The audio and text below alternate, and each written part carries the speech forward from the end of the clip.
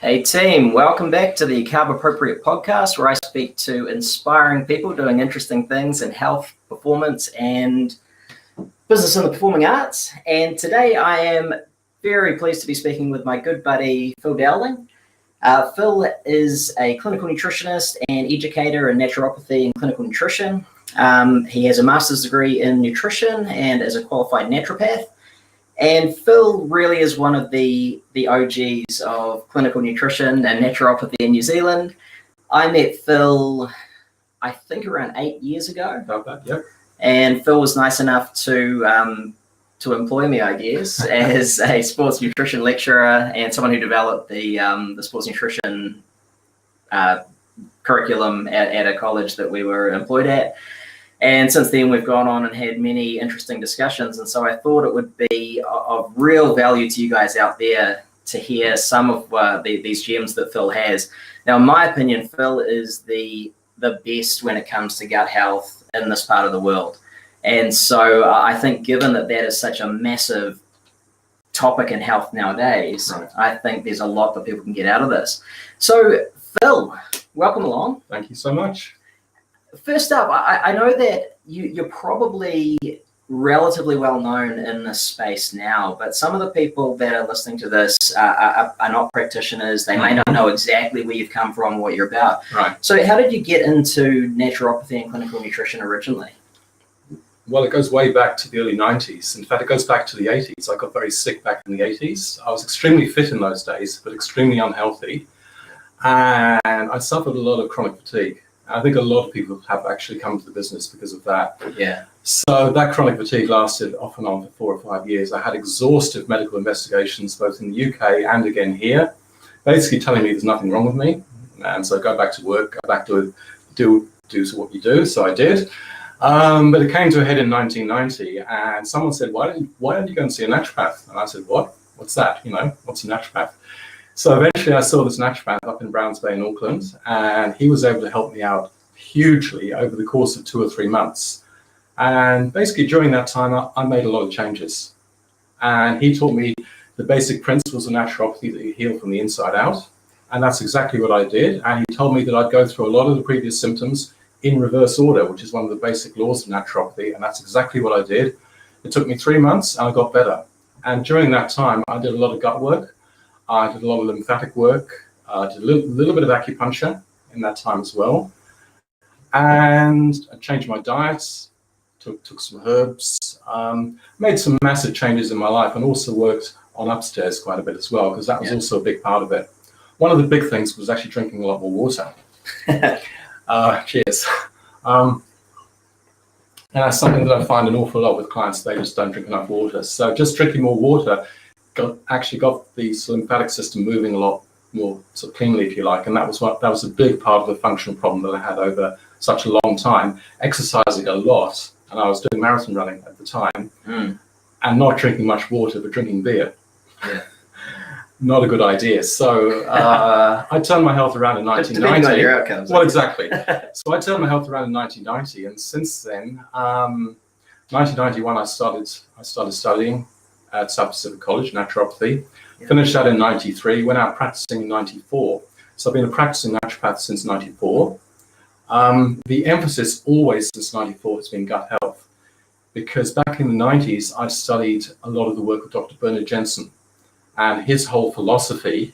And this goes back quite a way, because Bernard Jensen died probably about the year 2000. So he hasn't been around, obviously, since then. But he was a chiropractor. He was a chiropractor from the States. Yeah. But his whole life was dedicated to gut health and to overall health of people. And he knew if you cleanse the gut, people get well. And that's been my whole philosophy, my whole working life, if you like, since 94 anyway. And that's what we did. So back in the 90s, we started talking about leaky gut, for example. Yeah. We got poo-poo for that, excuse the pun. We got poo-poo for that because back in those days, people used to say leaky gut didn't exist. Yeah. And although Bernard Jensen talked a lot about leaky gut, there was very little research or scientific evidence that it actually did exist. But we sort of knew it existed because people came in with these signs and symptoms that indicated that something was wrong in the gut and that there was something wrong elsewhere in the body.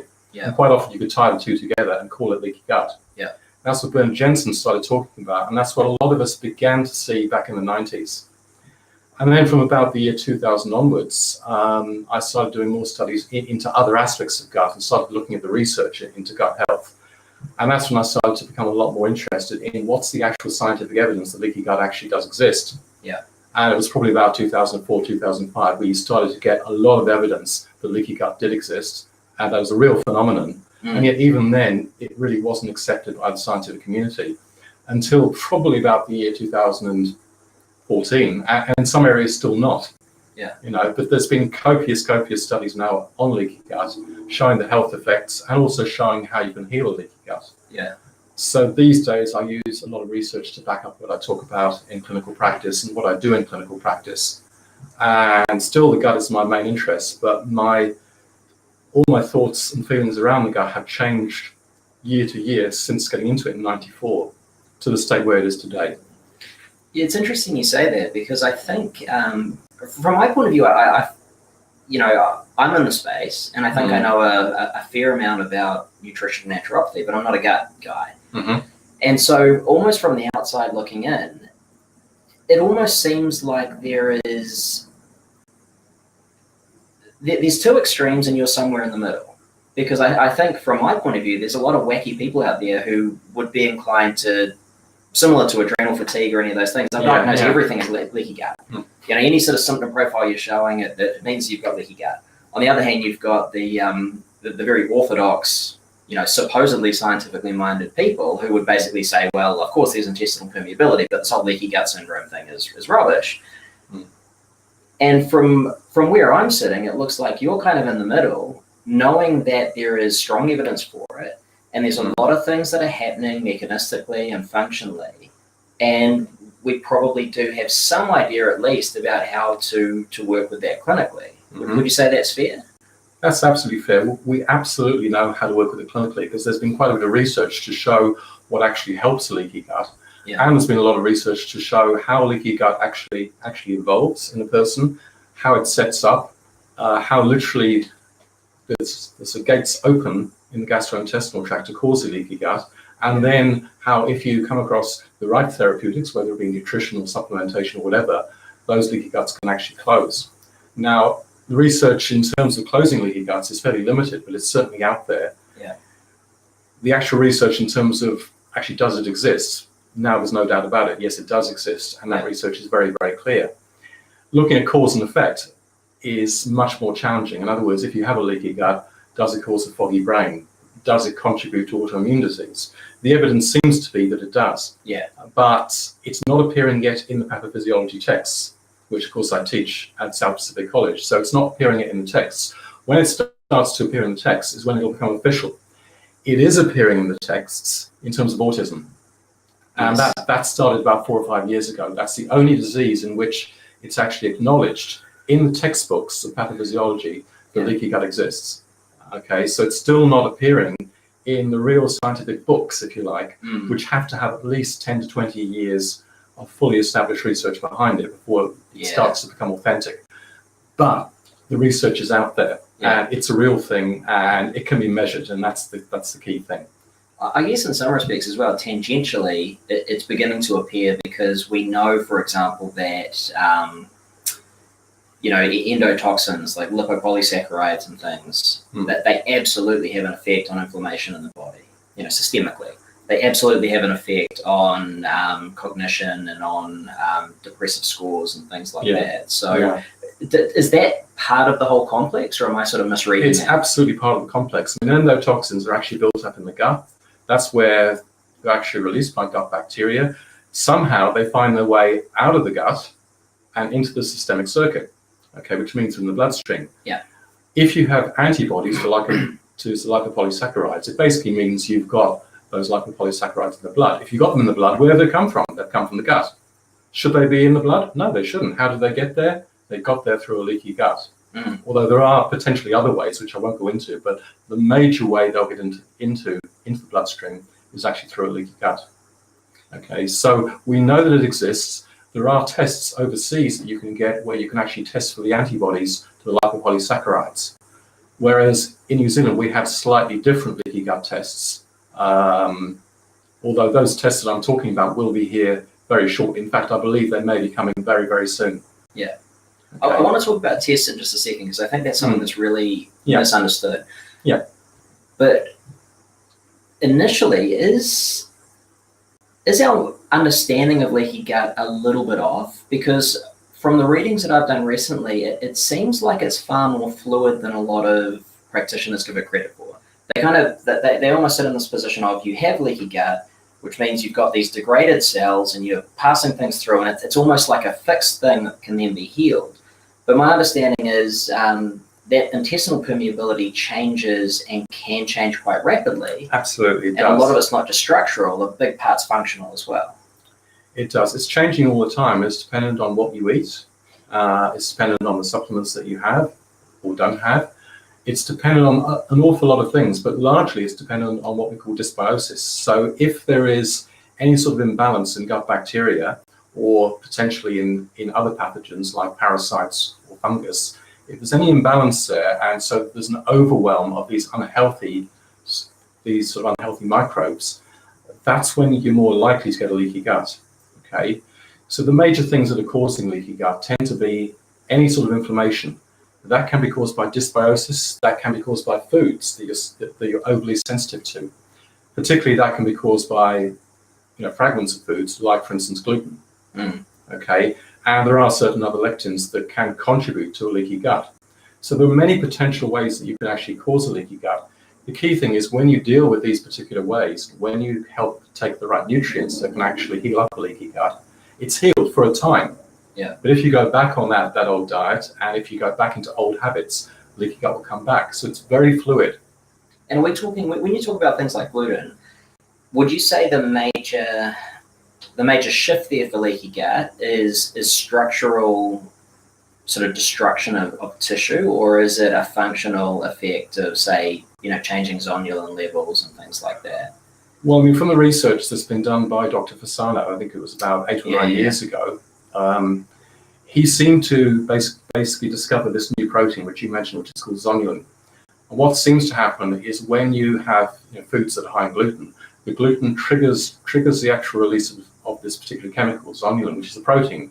And that protein then goes across and uncouples what's called the tight junctions, which are basically the sort of things that join the epithelial cells in the gut. When those are uncoupled and loosened up, that then creates a leaky gut. So you get macromolecules basically flowing through.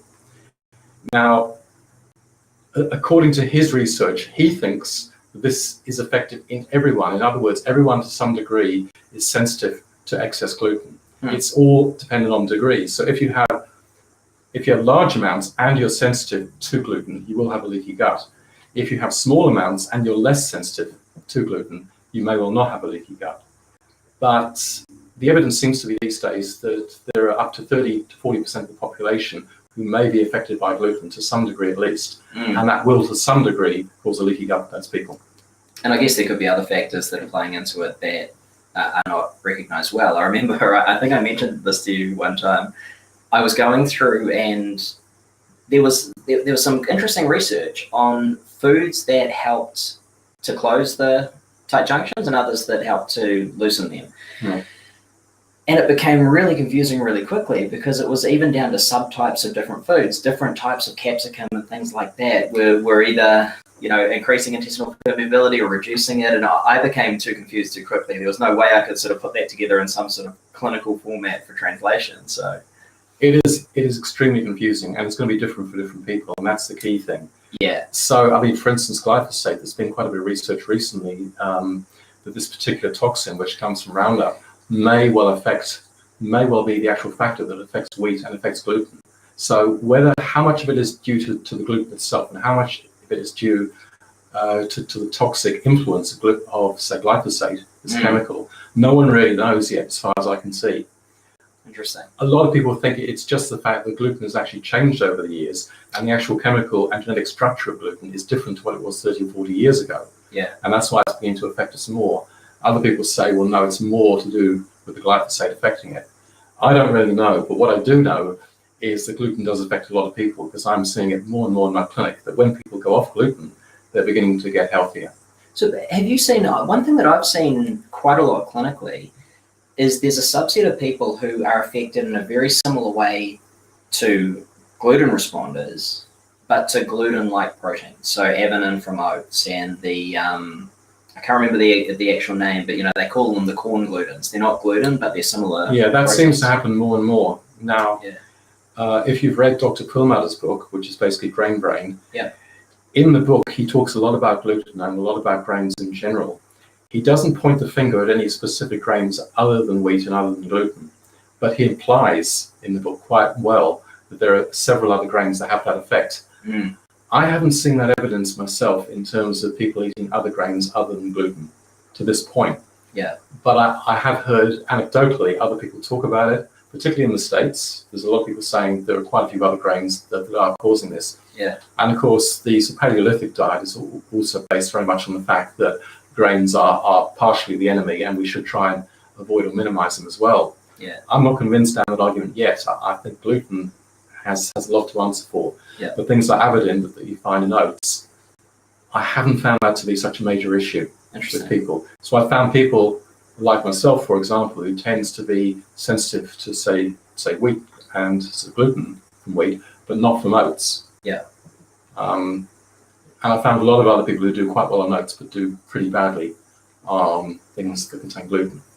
Interesting. I did a bit of a research review for the clinical nutrition course I teach, and basically I run through every major condition. So I think there's a list of about 20 conditions. We basically put together evidence-based treatment protocols. Right. So I start from an inductive basis. I don't really want to bias myself too much with what I've previously done with clients, and I go into the research and just start from the ground up and look at all the strongest evidence. And interestingly, with things like Crohn's disease, which I obviously have, it seems to pop up time and time again in the research that a diet that is restricted in dairy, gluten, and corn, along with some other things like carrageenan and the additive, seem to provide the best effects. Now, most people are fine with corn, but I've certainly found my Crohn's patients and ulcerative colitis patients benefit from not necessarily getting rid of corn, but certainly corn flour, because it's probably just so concentrated. There's so much of those proteins in there. But yeah, it's an interesting area because it is so individual, right? It's extremely individual. Like with Crohn's, I've got a few clients who have Crohn's, and I can go back actually 20 years to a client I have with Crohn's who basically went off wheat and dairy and completely cured his, well, as much as you can completely cure it. Yeah. He has no signs and symptoms at all. I found the major offender again tends to be gluten. That's what I found. The second major offender tends to be casein. Yeah. The third major offender tends to be other grains. So I do have to agree with you. Yeah. The other major thing that I see, when you have a stool analysis of people with Crohn's, they're often lacking in a particular bacteria, which is called Faecalli prausnitzii. Which I think I've mentioned to you before, which you should have in quite relatively high doses. Should be a relatively common one in most people. Remember when I sent you my sample and I had that. You have, which is great, but an awful lot of people with Crohn's are either very low or completely absent in that. Huh. But it should take up in most people about 5 to 10% of the gut bacteria, something like that. So they're very often lacking in that particular one. Any ideas why that's lacking? No, I've absolutely no idea at all. And from the research, I couldn't really find that out. It'd be interesting to do a longitudinal study where you had a whole bunch of people, tested their microbiome, and then continue to test it and see if there's any shift around the time that people typically get, or when they first realize they have Crohn's. Because there's very thin bands, right? Typically people find out in their late teens, early 20s, or in their late 40s, is it? Yeah, that's about right. So it'd be interesting to see if there's anything environmentally or anything else that's happening at those times that could maybe distort. Maybe trigger it. I'm not really sure. It's quite interesting that a lot of people pick up these unhealthy bacteria very early in life, and often from their mother. Yes. So it is. That's really, if you like, where it all begins. It begins usually depending on what you've been seeded by your mother. Okay, and then by age 3, you've built up a certain amount of your own bacteria as well. And then from age 3 onwards, it's fairly well set for life in terms of an actual signature of the gut bacteria. However, that can be significantly changed, in my opinion, by diet, by supplements, and by lifestyle. Yeah. And obviously that's where I'm looking. If someone's got an unhealthy bacteria in their gut, or they have fungus or something else like that, you can make the changes, and it can change very significantly, even within days. Mm. There was a guy, I think, in the UK who did some research on his son, and he made him eat McDonald's for 10 days consecutively, nothing but McDonald's. And he measured his gut bacteria at the outset and at the end. At the end of it, it had changed hugely. So basically, his diversity had gone down very significantly, and he picked up a lot more over that period. In some way, he picked up a lot more unhealthy bacteria, and he had more in terms of quantity of those unhealthy bacteria in his gut at the end of that 10-day period. Wow. So it can change very significantly, very quickly. Yeah. I remember seeing some research on kids who were born by cesarean, who were then supplemented with inulin, prebiotic fiber, and their gut bacteria basically corrected within, I think, 9 to 12 months. So it's a fairly long time, but it was very different, obviously, to those who were non-supplemented, because they retained that microbiome signature that was more akin to the skin, like the skin microbiome versus the internal microbiome. The thing is, if you supplement with inulin, that's like a prebiotic, which is going to help your existing healthy bacteria and may, to some degree, and it's a little bit unclear on this, but may diminish your unhealthy bacteria. What it won't do is it won't actually repopulate new bacteria. No. That's got to come from some external source. So that's going to be the challenge with that. Presumably, if they did that supplementation, they may have also changed diet at the same time and started eating more sort of fermented foods or taking probiotics or something else, because it has to be something that's going to trigger the actual addition of new bacteria to the existing ecology. So clinically, how do you work with that? What sorts of things do you do to help repopulate the gut? It's a major challenge, because apart from taking prebiotics, which is going to help the existing bacteria, there are very few ways that are going to really successfully and easily repopulate the gut. But I find the best ways, I think eating ferments to some degree will start to do that. And I think taking some probiotics will also help to do that. Yeah. Most probiotics are not that effective at actually bringing around a long-term colonization. In other words, they come in, they do a job, they leave, unless you continue taking them. Yeah. So to actually colonize, really the best way to actually find new colonies would be fermented foods. Yeah. And taking them at the right time, which would be either during eating or after eating, so that the pH isn't going to destroy them in the stomach. Yeah. Okay. That would be the best single way. The second best way would be to take appropriate probiotics. And by that, I probably mean spore-containing probiotics. So things like Megaspore, which is a product from the States, is quite a good one to actually help with this repopulation. There's some evidence that they've done through their own research that they actually do form colonies. They can form colonies on an ongoing basis. Yeah. But very few probiotics have that special ability to actually do that. Yeah. Okay. Aside from that, it's really just not being over-hygienic. In other words, there is bacteria in the environment. Allow some of it to come in through whatever sources you need. If you've got a strong immune system, you'll kill anything unhealthy, and you'll still be able to colonize anything that comes in that may be foreign. So even if you go to a foreign country, you're going to pick up maybe some healthy bacteria from your environment. Yeah. Okay. You're going to pick up bacteria from the people you live with. You're going to pick up bacteria from your dogs and cats. Okay. Some of that might be quite good. Yeah. And if you've got a strong immune system, you'll kill off anything that's unhealthy.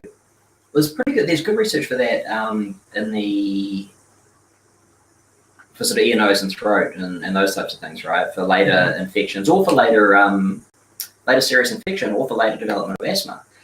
Kids who have low-grade infections when they're younger have a far lower proclivity towards asthma when they get older, because they've obviously developed that immune tolerance and probably also cultured their microbiome to some degree.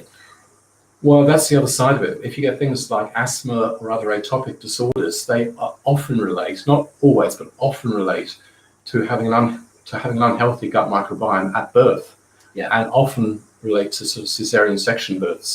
And that's not 100% all the time, but quite a lot of the time it relates back to either picking up unhealthy bacteria from your mother or having a cesarean birth. Yeah.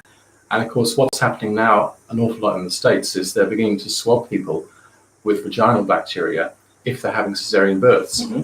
In fact, that actually happened in the last year or two to a guy who's a researcher over there called Rob Knight, who's a Kiwi, because he's one of the top researchers in the world.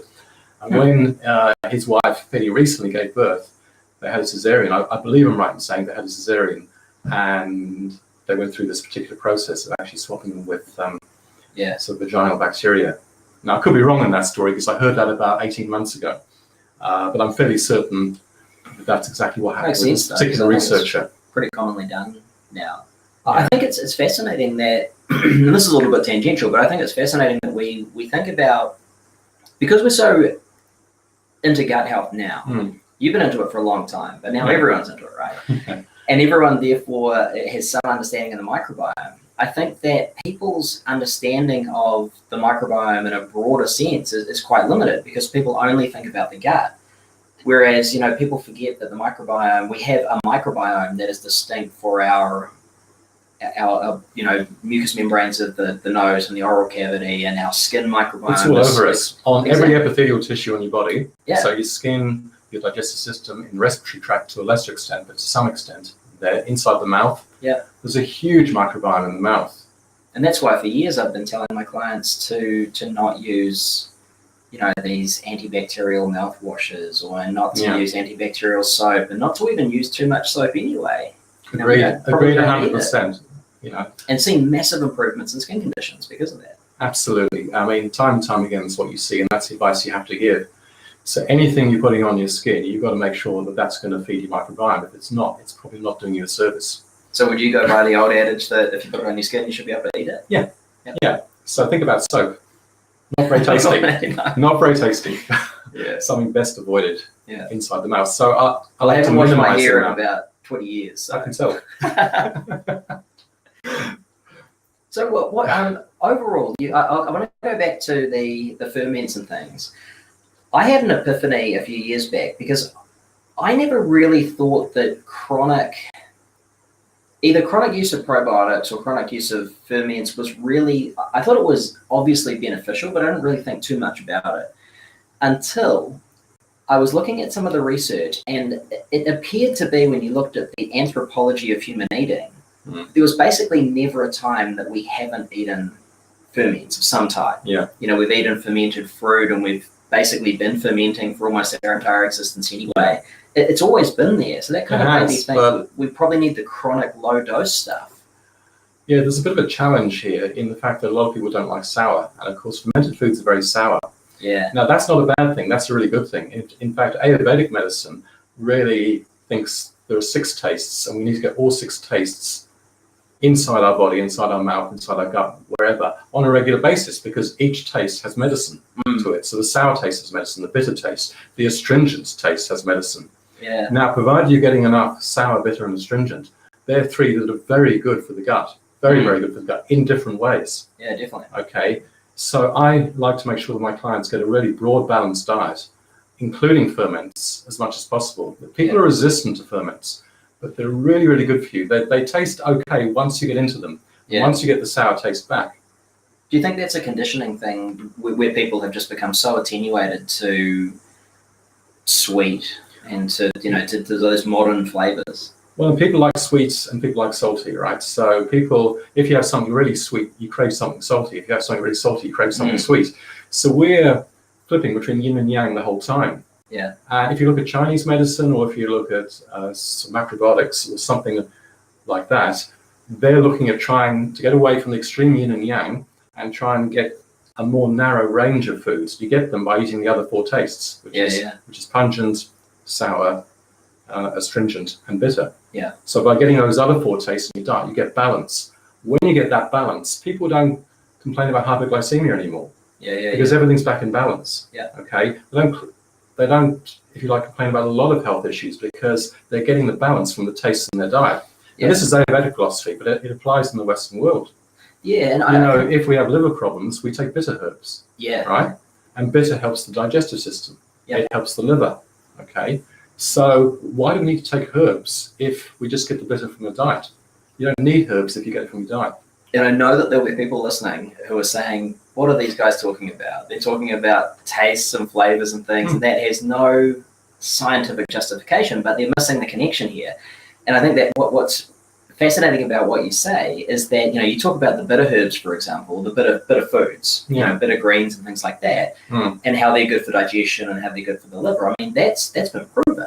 But it's actually scientific justification. So, for instance, if you take a bitter food, the taste is at the back of your mouth, there are bitter receptors. Yeah. As soon as those receptors are actually triggered, they stimulate hydrochloric acid because your brain thinks you're getting something poisonous coming down.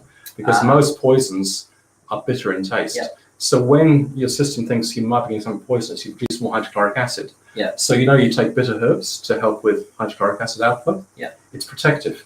Okay, so your bitter herbs are protective in your gut. And many of those chemicals are also, the ones that provide that bitterness, they're also potent antioxidants, or they, are particular chemicals that help with, phase 1 or phase 2 detox in the liver. They're fantastic. You have herbs like milk thistle, like angelica, puha, or even puha. Yeah, a lot of these herbs are really good. Carb-Appropriate is another very good one. Yeah. A lot of these herbs I'm recommending to my clients for a number of reasons to do with digestive health. So you also tried a little drink that we gave you before. Yeah, now, I haven't had that before. Well, I've become fascinated by that because basically we were given, and I'm not going to go on about product endorsements and things like that, but we were given some of the product, and I can put a link in the show notes, but we were given some of that product a little while back. And I kind of thought, okay, but is it really going to do the job of a high-dose probiotic? And so I went away and looked at the research. And interestingly, these products that are called symbiotics now, that are the complexes, they're like a living complex of pre, pro, and postbiotics. Yeah. Not adding those things as ingredients within a formula, but that's just the way it is because you've basically got a living fermented drink. They were showing better results at lower doses for Crohn's and colitis and a range of other things than the traditional probiotic treatments. And that sort of flipped again my thinking around things, because it sort of started with the ferments and understanding that, hey, these are things that we've eaten for our entire development. And I love fermented food, so that's a good thing. Yeah. But it also shows that these living complexes are probably more resilient. They probably get through the gut more effectively, and there's just more to them. Well, they do seem to get through. In my opinion, I think, as I mentioned earlier, you'd probably do a lot better not having them on an empty stomach when you've got the pH of about 1. You'd probably do better having them once you've eaten or during food when the pH may go down to about 3 to 4. There's much more chance of surviving. Yeah, it does, yeah. Wow. You've got much more chance of that bacteria surviving if you have it even immediately after food than if you have it before food. So that's when I tend to eat it. Yeah. I tend to eat it with food. And I get a feeling it gets through. Even if it doesn't get through, the advantage of ferments is they partly digest the food that's being fermented. Okay, so if it's yogurt, they're partly digesting that milk in the yogurt, for example. So you're getting pre-digested proteins going through, which is great. So you're getting that advantage if you've got weak digestion in terms of protein digestion, for instance. That's going to help in that process. So ferments are really good for just beginning the whole digestive process and helping things on its way. They're fantastic. Yeah. So I'm a great fan of ferments, and I believe that's something that a lot more people should be having on a regular basis. Yeah. Absolutely. Are there micronutrients as well that you typically prescribe or use, or do you go for a sort of broader approach? I go for a much broader approach. I mean, there are some supplements coming out which will have some zinc or some vitamin A, or vitamin A is good for the mucous membranes of the gut. Okay, zinc is very, very healing. It actually helps to bind up those tight junctions, which is great.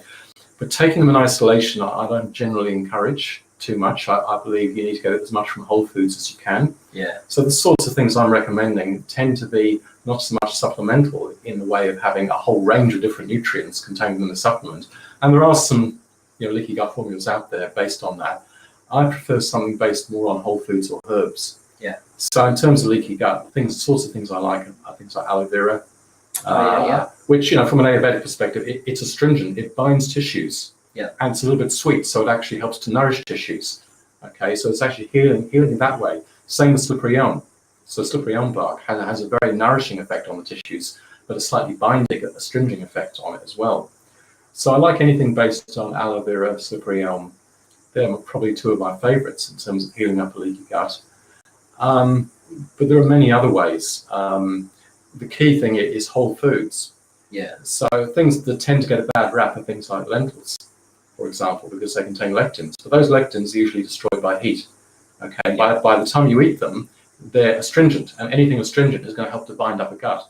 So we're not eating a lot of beans these days and legumes, and people have been put off them by the Paleolithic diet, for example. Yeah. And I don't think that's a good thing. I think in small dose, they're really, really good for you. And they've been eating them in Ayurvedic medicine for thousands of years. So are there people for whom lentils wouldn't be appropriate or legumes wouldn't be appropriate, do you think? I think there are some people who are very sensitive to them, and they may not be appropriate, but I haven't found too many of those people. Okay. What will happen is, if you're not used to them, they will often, in some people, start producing flatulence. Yeah. Flatulence. Okay, that will happen in some people. That's not necessarily a bad thing. And what the studies show is, over the course of 2 or 3 weeks, that will start dying off as you get used to it. So it's a question of adapting to something new. And so, provided they're relatively well cooked, they provide a good source of protein, good source of carbohydrate, and I think for most people, are perfectly good food. So what are your thoughts then on the autoimmune protocol or the autoimmune Paleolithic diet? Do you think that's too restrictive? Yeah, I think it is. I think it might be okay in the short term. Yeah. But I'm not a great fan of taking people off food for long periods of time. And I think that's a major issue. I have clients come to me and say, well, I've been told I can only eat these foods. And I said, who told you that? And they said, well, that they've been to see someone and they say, you need to limit to just these foods. Yeah. Now, I think that's probably okay for a very short period of time, particularly if you have a blood test and you have high IgGs for a whole range of different foods. So what you need to do then is maybe go off those foods for a short period of time and then slowly start introducing them. But if they're whole foods, there's no reason why people should become overly sensitive to them in the longer term. It's just a question of, there's been something that's triggered it in the first instance. You need to get through that trigger point and then back into normality again. Yeah, that reminds me of the the sort of FODMAP craze over the last few years. And obviously the low FODMAP diet is clinically effective. It works. It's proven. That Monash University research shows that it's very effective for reducing the symptoms of IBS. My concern was always, when I looked at the restrictions, it eliminated so many of those great prebiotic fibers, resistant starch and things like that. And the later research showed that if people followed it for too long, they would get negative effects on the microbiome. And that's what's showing. And that's showing from about 1 month onwards. Wow. So as quickly as that. So my concern has always been for the FODMAP diets in terms of cutting back really important things like inulin, which you mentioned earlier. There's a whole variety of other prebiotics in the foods that are recommended you come off for the FODMAP diet. Now, the reason it works is because it's feeding a lot of bacteria in the small intestine. Okay, so the small intestine is then bloating up, and people are getting SIBO, small intestinal bacterial overgrowth, as a result of that. And people are saying, well, these foods are really bad for me. It's not the foods that are bad for you, it's the position of the bacteria that's bad for you. Too much bacteria in the small intestine is not good.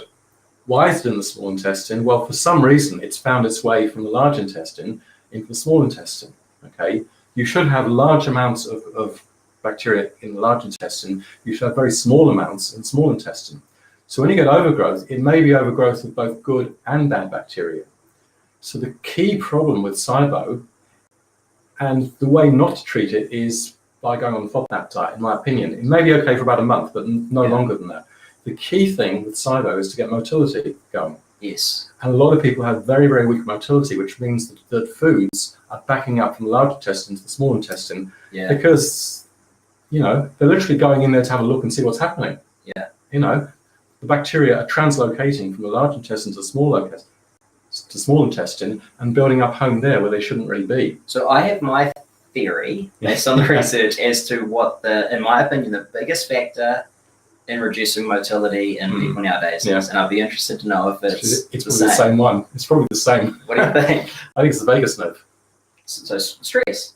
Yeah. Yeah, stress. Well, yeah, partly stress. Yeah. Okay, so that's the biggest thing. So if you look at the vagus nerve, that runs on the parasympathetic nervous system. So, which means when you sort of rest and digest, well, when you rest, you digest. Yeah. Okay, and things move through properly. Yes. When you're stressed, it tends to shut down that vagus nerve, which is the connection between our brain and our gut. So you become sympathetic nervous system dominant. You do, and then when that shuts down, the peristalsis weakens, and so things don't move through quickly. Yeah.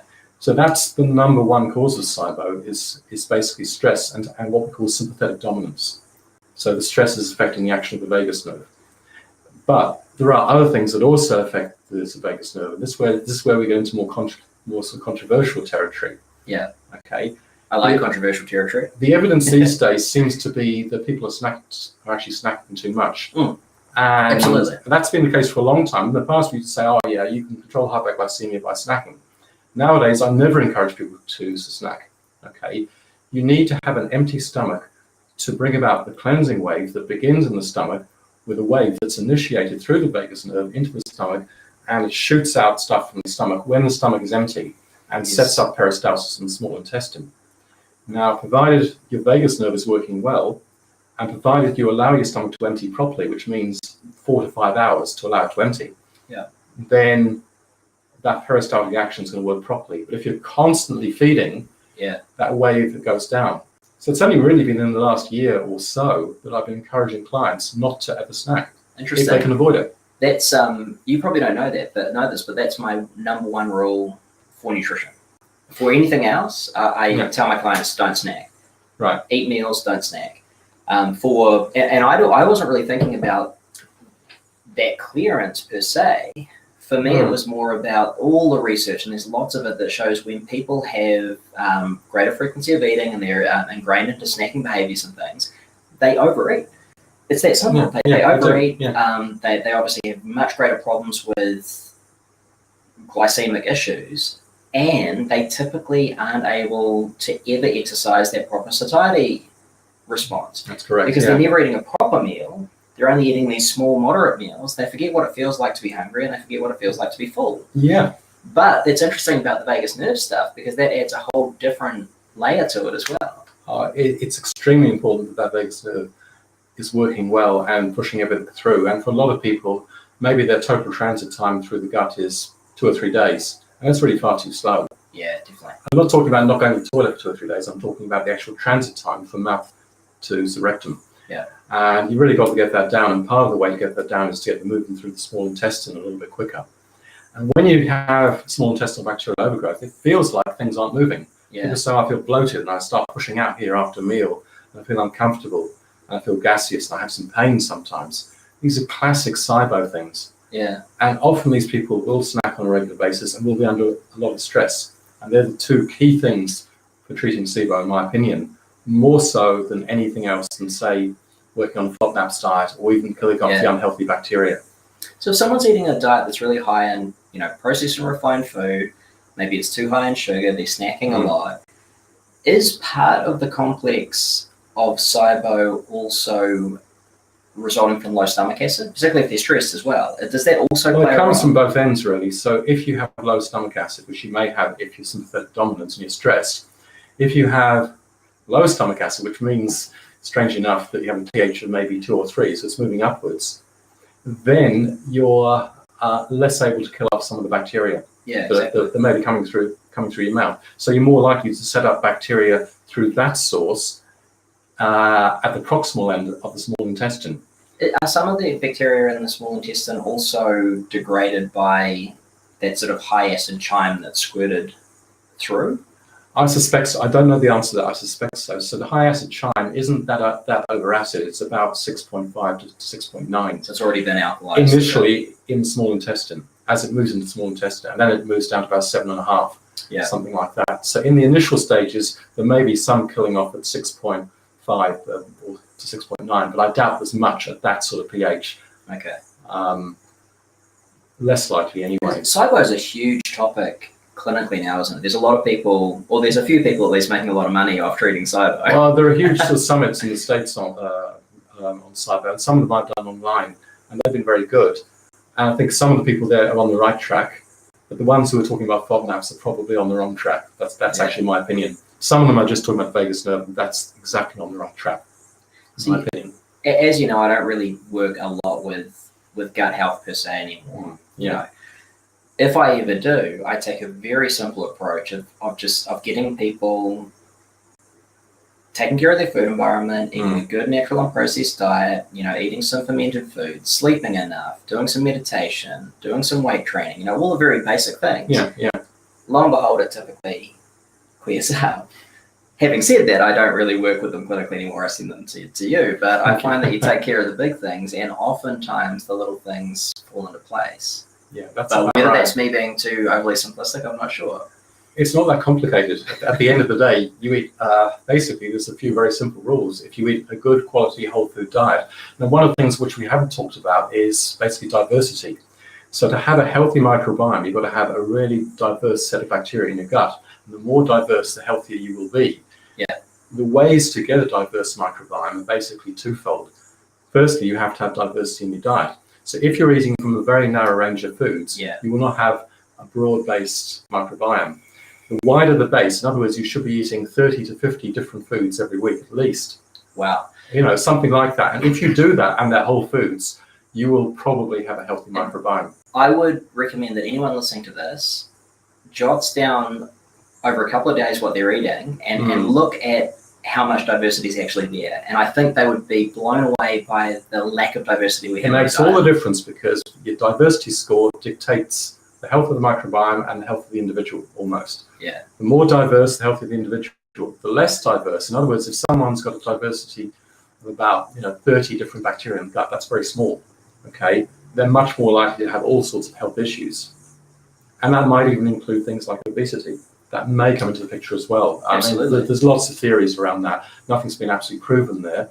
But what they have shown is if you take the bacteria out of sort of slim mice and put it into overweight mice, the overweight mice become slim. Yeah. That has been shown, and that's been shown to some degree in humans as well. Yeah. Hasn't been so clearly proven in humans, but it's likely to be the same sort of scenario. So it's getting the right culture into your gut, and that's why fecal transplants, which are being tested now in the States, will become the almost go-to in 5 years' time. And I mean, to me, that's fascinating because, we've discussed this before. You can go to a mind-body health conference and it's all about the mind-body connection. Yeah. You can go to a gut health conference and it's all about the gut. You can go to a metabolic conference and it's all about your metabolism of carbs versus fats and all this kind of stuff. Yeah. In reality, there is so much more going on, and it's all of those things and a whole bunch more as well.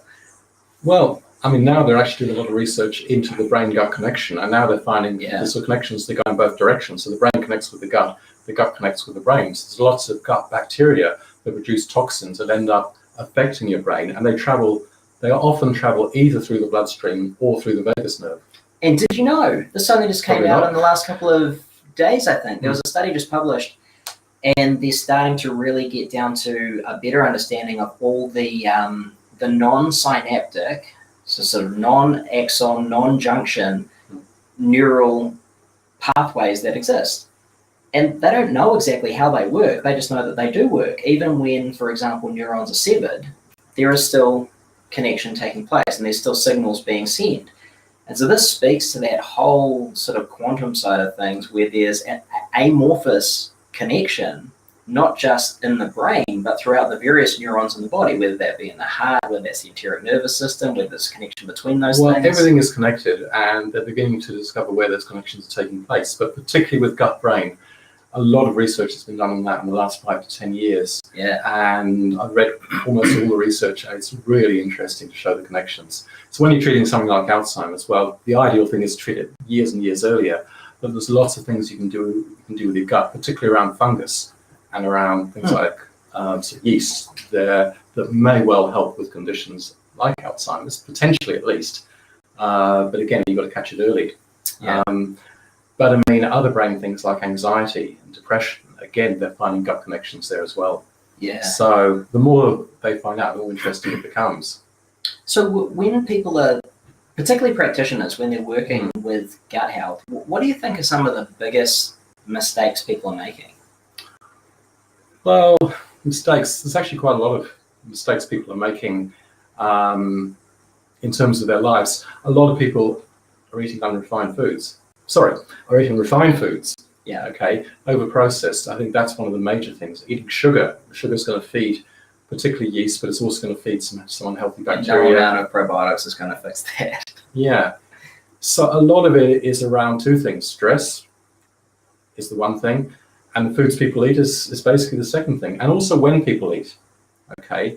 Snacking is certainly not going to help, but eating intermittently, if you like, in other words, eating from time to time, not on a regular basis, is not a good thing. It's good to, if your body's expecting food at a certain time, it's good to feed your body at that time. If you're hungry, then you eat. If you're not hungry, then you don't eat. I mean, one of the benefits that people are finding these days, certainly in the last 2 or 3 years, is that fasting also has a very positive effect on the microbiome. Yeah. Okay. And intermittent fasting has a very positive effect. Okay. So that's another thing clients should start to think about, doing some intermittent fasting or some time-restricted eating. Yeah. Because a lot of the research overseas is showing that time-restricted eating is extremely good for your health at all levels, not just at the gut, but at every level you can talk about. Yeah. Including possibly even things like regeneration of stem cells. Yeah. So there's some research in that area now, so it's really encouraging. Yeah. And I think as well, something that people often miss when they talk about gut health, but I have noticed a massive benefit myself and with clients. Movement, exercise, even to the point where strenuous activity, resistance training, weightlifting, things like that, have a massive positive effect on the gut for a number of reasons. You're basically stretching the viscera when you're moving through different planes. There's an effect there on the enteric nervous system. You're properly exercising stress, which helps you to modulate your proper stress responses and things like that. There's just so much, modulating immune responses. And, the greatest effect on autophagy, there was a study just came out recently where, people talk about fasting for autophagy. The biggest effect is exercise on modulating and increasing autophagy. Then fasting mimicking diets like the keto diet. So it's basically in that spectrum. Right, so I kind of figure if you're doing all three of them, you're probably getting a pretty good whack. But if you're, intermittent fasting and also exercising, you're getting the two biggest factors. Well, absolutely. I mean, there's a basic rule of gut health that if you've got weak motility in the gut, you've probably got weak motility elsewhere. In other words, you aren't moving. You're sitting in a chair for hours on end, like we are, and not moving. So I think you need to... But you're a squash champ, so... Well, I'm not a squash champ, but I play squash.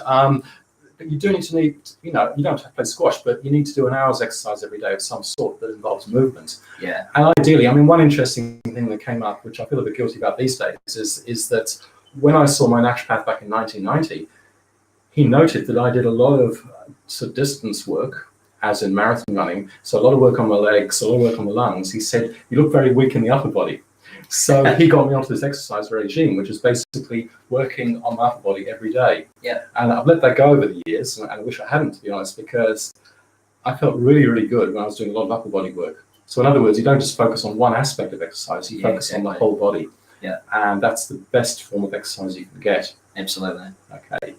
And I think too with intermittent activity, I think too often, and I've lectured about this a lot over the last couple of years, too often people think, well, I need to get my exercise in. So they set themselves a bit of a regimen, and let's say they're going to go into the gym 2 or 3 times a week. Yeah. They sit on their butts all day, and so they're in a very sedentary state as their natural state of being, and they go into the gym and hammer themselves, and the body thinks, holy God, what's going on? Yeah, exactly. I'm running away from a tiger, I've got this massive stress response. Yeah. And then I stop for a couple of days, and then I go back and do it. They're not building up the resilience or the threshold of moving more constantly. And that might just mean getting up from your desk and going for a quick walk or doing a push-up or something. You've got to be moving or doing something on a consistent basis, throughout the day. Yeah. And all the evidence in the research shows that. So, yeah, absolutely. Yeah. Get your gut moving too.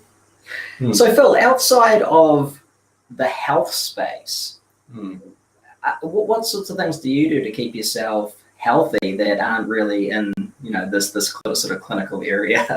You obviously play some squash and things like that. Well, I'm actually injured at the moment. I've got a slight tendon strain right where you need it for playing squash, which is not ideal. And of course, tendons are slow to heal, but I'm hoping to get back into it in the next few days anyway.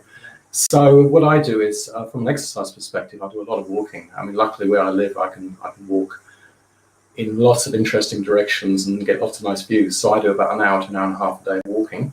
Yeah. I do a little bit of upper body work, mainly press-ups, but not as often as I should. But just in terms of keeping fit, I don't stress myself so much as I used to. So I used to work very, very hard. Now I work a lot less hard than I used to. And I try and avoid stressful environments. So my home environment's very unstressful. And in fact, my working environment, because I enjoy what I do, is also unstressful. Yeah. So I had some health issues 4 or 5 years ago. I'm over that now completely. And I attribute that to a much better state of mind and less stress at work. Yeah. So I think what I do on a day-to-day basis is just live a very simple life. Yeah. Compared to what I was doing 5 years ago. Yeah. And that works for me. Now, I have to take into account that some people who come and see me have got very busy jobs. They can't manage an easy life. But I had an email yesterday from someone who's got chronic gut problems. And I asked her to keep a stress diary, and she didn't. She actually said, sorry, I haven't kept it. I'll keep it today. But she said she's been really bad in the last week. And it turns out her stress levels have been very bad in the last week. Okay. I saw a client yesterday as well. Exactly the same story. She had a very stressful week. She's extremely underweight. She had a very stressful week. And again, that seemed to be affecting her gut, affecting her appetite, affecting everything. So you see it time and time again, the more stressed you are, the more people's gut's affected. Yeah. So one of the key things is find a way to manage your life so your stress is diminished at least a little bit. Absolutely. You know. So who are some of the people that you, as we're sort of wrapping up, who are some of the people that you, or that are your go-tos in the health space? You know, any names that pop out as people that you really go to for advice or information? Well, I go to for information either on YouTube or I do health summits sort of through the US. Yeah. And they're on a regular basis and they're free. So I do these summits on quite a regular basis just to keep in touch because they tend to be about 3 or 4 years ahead of us. So I like to see what's coming. So I was doing these microbiome summits in the States 4 or 5 years ago when it was big news then. Now it's big news here. Yeah. At the moment, the big news in the States is fasting and extended fasting. In other words, fasting from 3 days onwards and beyond. So that's becoming a lot more popular over there now. Intermittent fasting is almost yesterday's news over there, right? Yeah. So I go to people like David Perlmutter, who you'll be familiar with. He's hugely into ketosis and he's into fasting and he's into gut health and other stuff. So he would be one of my main, if you like, gurus. He's a sort of neurologist who's been practicing for 45 years, but he soon saw the error of his ways and started moving from traditional neurology into holistic neurology. Yeah. He's written several books, including Grain Brain and Grain Maker. I don't believe 100% of what he says, but I'm behind 99% of it. But he's hugely into ketosis. My number one guru, if you like, from the States will be Dartis Karazian, who I don't know if you've come across him. He is a chiropractor, but he's also a Harvard researcher. He's very easy to listen to. He talks a lot of common sense. He knows his biochemistry back, front, and inside out, but can talk very easily on it on a whole range of topics. But he's very much into thyroid health, into brain health, and into gut health. So he's well worth looking up and finding out more about. And I mean, more recently, David Jockers. He's you mentioned him. A guy who I mentioned to you earlier. He's into ketosis. He's into fasting. He's been practicing in the States for about 20 years, I think now. Is he a nutritionist or he's? He's a chiropractor as well, actually. In the States, they have a lot of chiropractors who move into holistic health, and some of them become holistic naturopaths, and others don't. They just still call themselves chiropractors. Yeah. But a lot of these holistic doctors and holistic naturopathic doctors in the States really know their research really, really well and can quote the research on a regular basis and very easily. Yeah. And a lot of these naturopathic doctors in the States, and there's a whole realm of them, like Dr. Hyman is quite a well-known guy in the States. There's a whole raft of them who I've watched and listened to on a regular basis. And, you know, you can find these people on podcasts, you can find them on YouTube, but they've got a lot of good information to share. Yeah. So in New Zealand, there's no specific person who I would go to, but overseas, it certainly would be. Yeah. I've learned from people like Joe Pizzorno, who is affiliated to the college which I teach at. So he comes over here once every 2 years.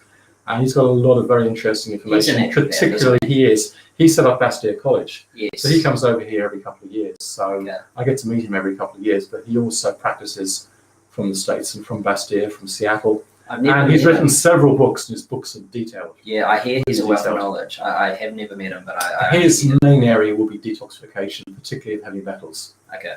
So I read all his stuff. There's a lot of good people who I follow. Yeah. And that's my main interest in life. I spend my weekends doing research and following people and trying to find out what's happening. And I never quite turn off from that, but I enjoy it. And that's why I continue to do it. And so what's new for you this year? What's your big project that you've been in clinical practice? And well, in clinical practice, I guess, I'm doing some time-restricted eating at the moment myself, and it's working very well for me. I'm happy with that. I'm going to encourage more of my clients into that. I have been encouraging people for the last 4 years to do 12-hour fast every day, which basically means from finishing eating at night to breakfast time, you get a full 12 hours where you don't eat. Mm-hmm. That's a good start. But what I'm doing for myself is what's called time-restricted eating. Yeah. So I'm choosing to basically not have breakfast and to basically start at lunchtime. Yeah. You have a reasonable sized meal at lunchtime, reasonable sized meal at dinner time, and you do what's called a 16-8, which means you have 16, well, in my case, probably 18 hours of not eating, and then 6 to 8 hours of actual eating time. Yeah. Now you can do that if you're a person who really needs breakfast. You could do it. You have a big breakfast or a big lunch. And not have dinner. Yeah. So clients could do one of those too. I don't miss breakfast particularly. I'm not that hungry at breakfast, so I can do well without.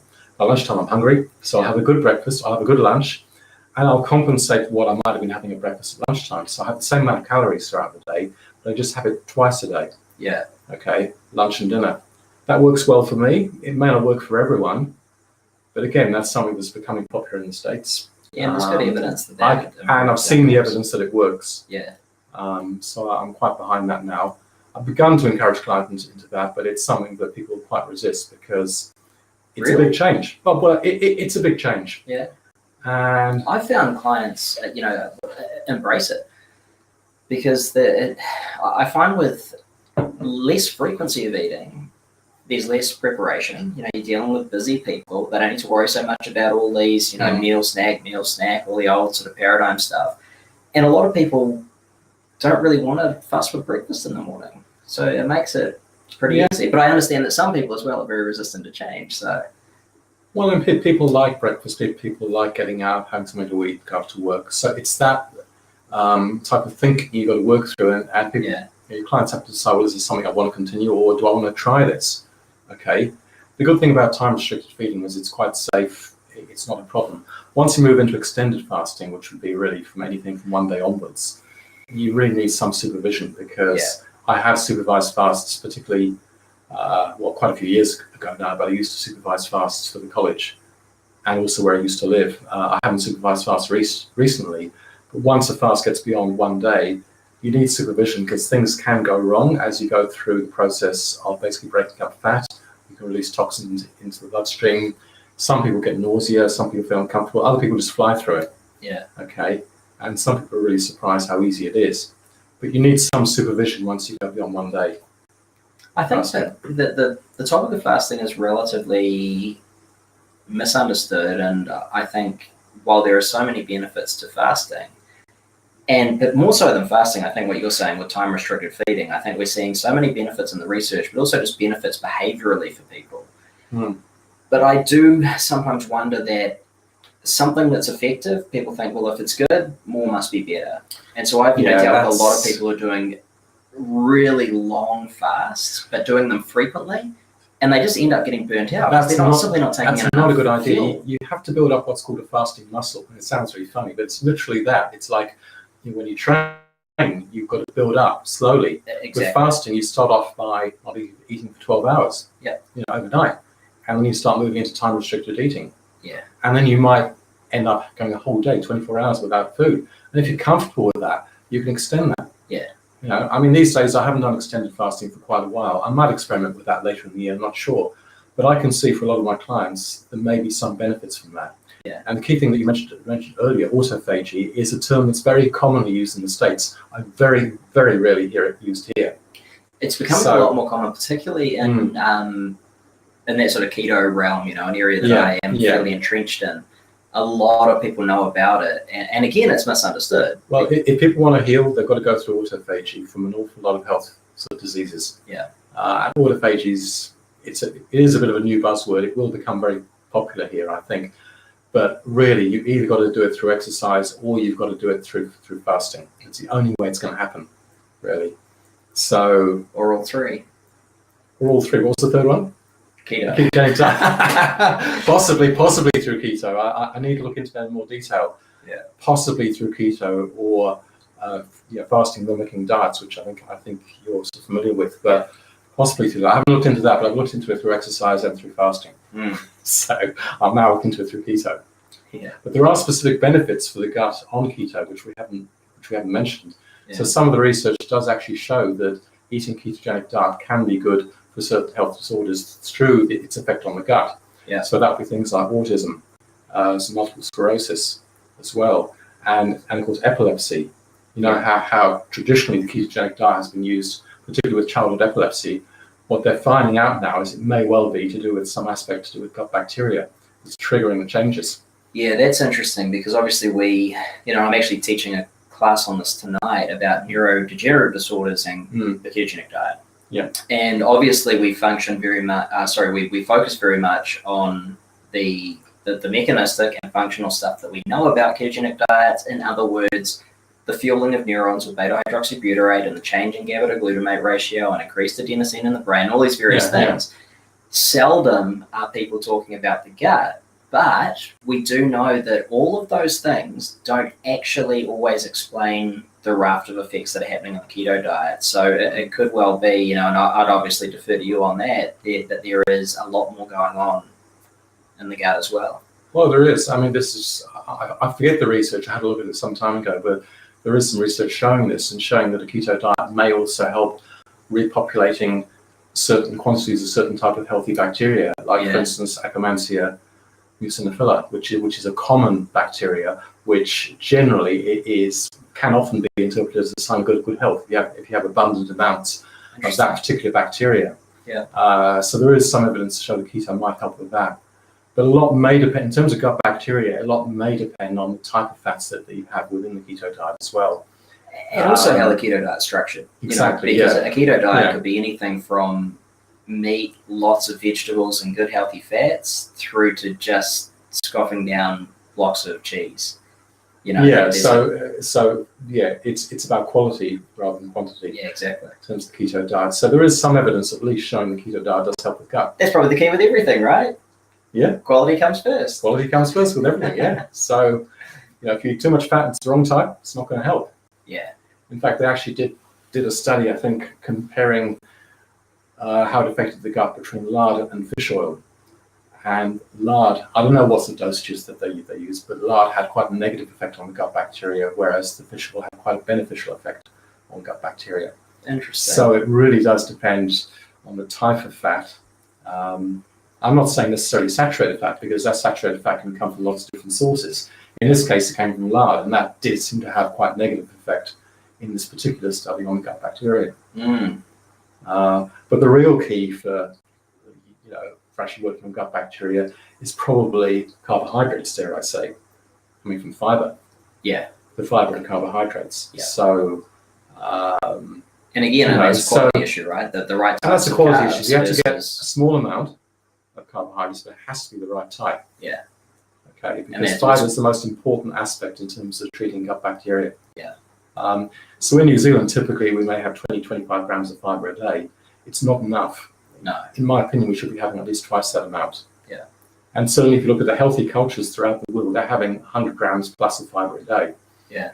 So pretty consistent, right? I mean, that's a consistent finding. And that's one of the things that it does worry me a little bit about the movement towards the carnivore diet, people just eating meat alone. Now, I understand that it does.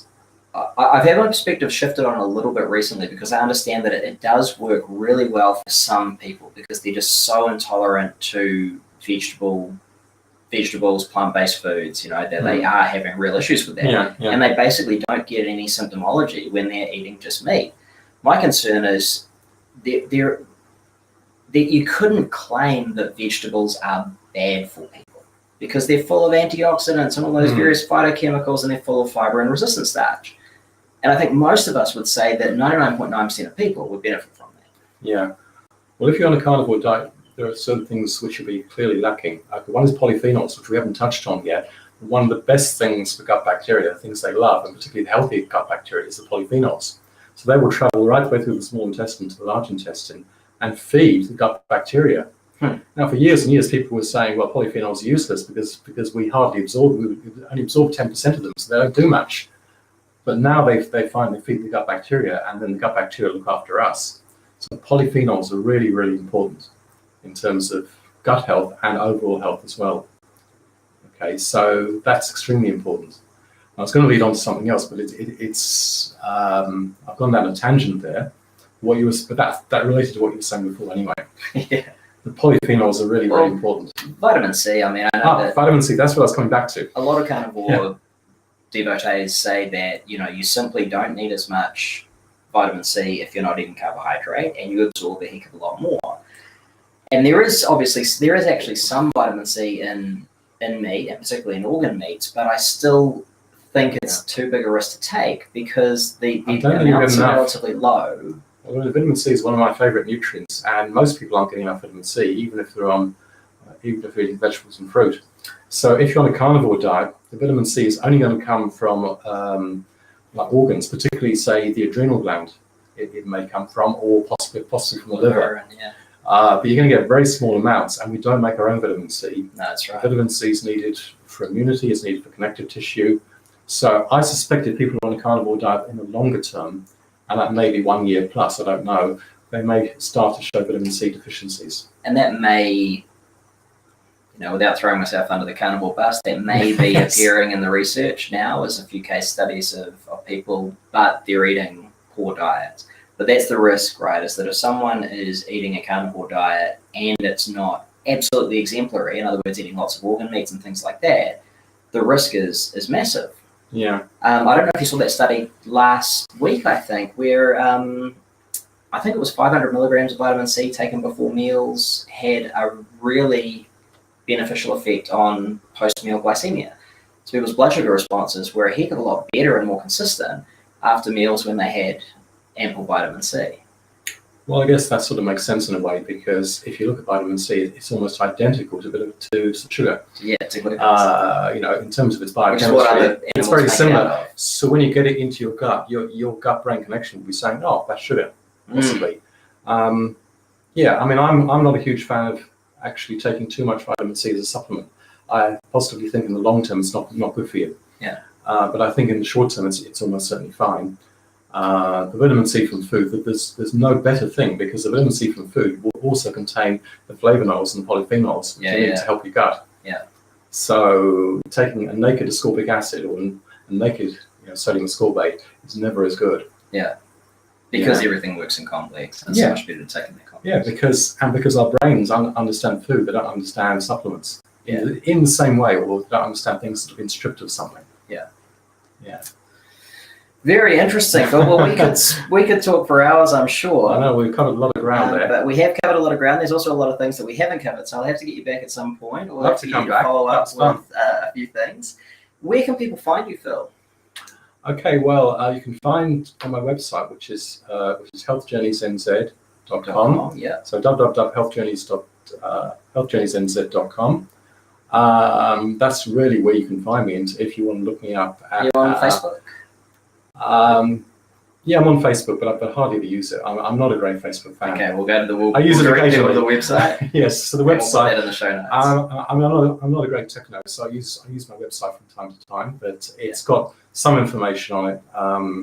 But if you've got any queries, you can just email me or you can phone me. It's all your contact details are on your website. So all my contact details are on the website. Yeah, so it's easy to find, and good stuff. That's so find me. If anyone has questions about gut health or wants to get in for a consultation, there's no better person than Phil. So we'll put up your web address on the show notes. I'm also open to actually doing a sort of face-to-face type seminar at some stage. If there's nothing, there has to be enough interest for that sort of thing. Yeah. But there's an awful lot of information online, and I can certainly help people out face-to-face, just on a one-to-one basis as well. Perfect. Well, we'll certainly poll all of our listeners and see if anyone's interested in getting together for a workshop. Good. Great. Well, thank you, Phil. Pleasure. And Thanks, thank you all Cliff. for listening in. We're going to close it off now. Get ready for the audio podcast coming up in a couple of weeks. Thanks.